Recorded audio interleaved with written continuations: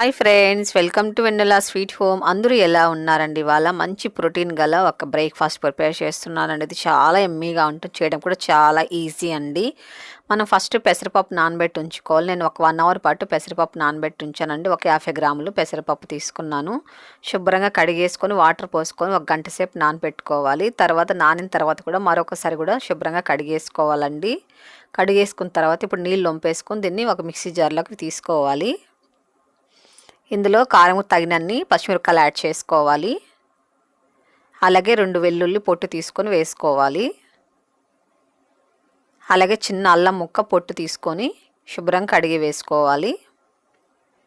కొద్దిగా కరివేపాకు కూడా శుభ్రంగా కడిగేసుకొని వేసుకోవాలి. కరివేపాకు వేసామంటే మంచి ఫ్లేవర్ ఉంటుందండి, టేస్ట్ కూడా చాలా బాగుంటుంది. అలాగే ఒక 1/2 టీ స్పూన్ జీలకర్ర యాడ్ చేసుకోవాలి. ఇది మనము అన్నీ వేసి ఇలా మిక్సీ పట్టుకున్నామనుకోండి, టేస్ట్ అయితే చాలా బాగుంటుందండి. కాబట్టి ఇవన్నీ కూడా మీరు కంపల్సరీ యాడ్ చేసుకోండి. ఇందులో ఒక 2 టేబుల్ స్పూన్లు వాటర్ యాడ్ చేసుకొని ఇది ఆన్ చేస్తూ మిక్సీ పట్టుకున్నారంటే బాగా నైస్ పేస్ట్ లాగా వస్తుందండి. ఎక్కువ వాటర్ వేయకూడదండి, కొద్దిగా వాటర్ వేసుకొని మిక్సీ పట్టుకోవాలి. చూడండి, నేను మిక్సీ పట్టేశానండి. చూడండి ఎంత నైస్గా ఉందో. ఇలా బాగా మెత్తగా ఉండాలండి, పేస్ట్ లాగా ఉండాలి. అలాగే వాటర్ అనేది ఎక్కువ వేయకండి, ఇలా గట్టిగానే మీరు మిక్సీ పట్టుకోవాలి. ఇది ఒక బౌల్లోకి తీసేసుకుందామండి. ఇందులో ఒక 1/4 టీ స్పూన్ పసుపు యాడ్ చేసుకోవాలి. అలాగే తగినంత సాల్ట్ వేసుకోవాలి.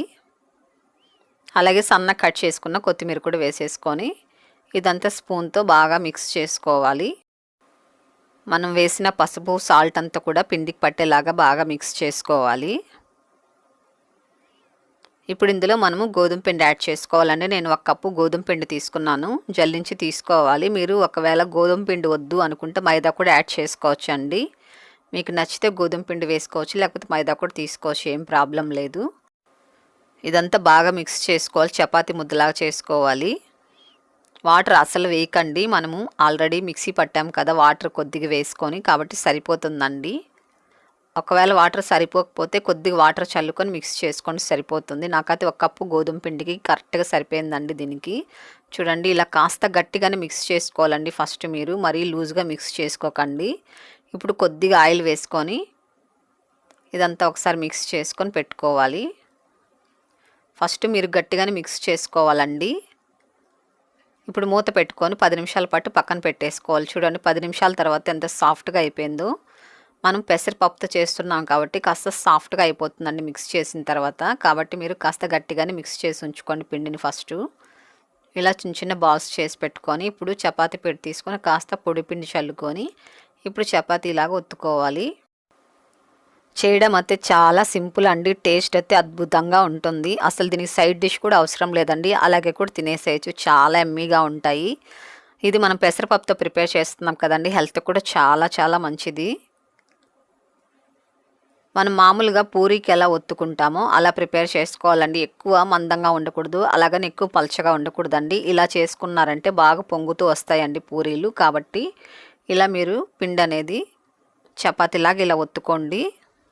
అన్నీ ఇలాగే ప్రిపేర్ చేసి పెట్టుకున్న తర్వాత ఇప్పుడు మనం ఫ్రై చేసుకుందాం. స్టవ్ వెలిగించుకొని పెనంలో ఆయిల్ పెట్టుకొని బాగా వేడి చేసుకోవాలండి. ఆయిల్ బాగా వేడిగా ఉంటేనే బాగా చక్కగా పొంగుతూ వస్తాయి. ఆయిల్ ఒకవేళ హీట్ తక్కువ ఉందనుకోండి పొంగవండి. కాబట్టి ఆయిల్ బాగా వేడిగా ఉండేటప్పుడు పూరీలు వేసారంటే చక్కగా పొంగుతూ వస్తాయి. మనము గోధుమ పిండితో చేస్తున్నాం కదండి, చాలా సాఫ్ట్గా ఉంటాయండి. నోట్లో వేసుకుంటే వెన్నలా కరిగిపోతాయి. పిల్లలకైతే సాస్తో ఇవ్వండి, చాలా ఇష్టంగా తింటారు. అదే పెద్దవాళ్ళైతే ఏ సైడ్ డిష్తో తీసుకోవచ్చండి, చాలా ఎమ్మీగా ఉంటాయి. కుర్మా కానివ్వండి, మటన్ చికెన్ కుర్మాలు కూడా సూపర్గా ఉంటుందండి.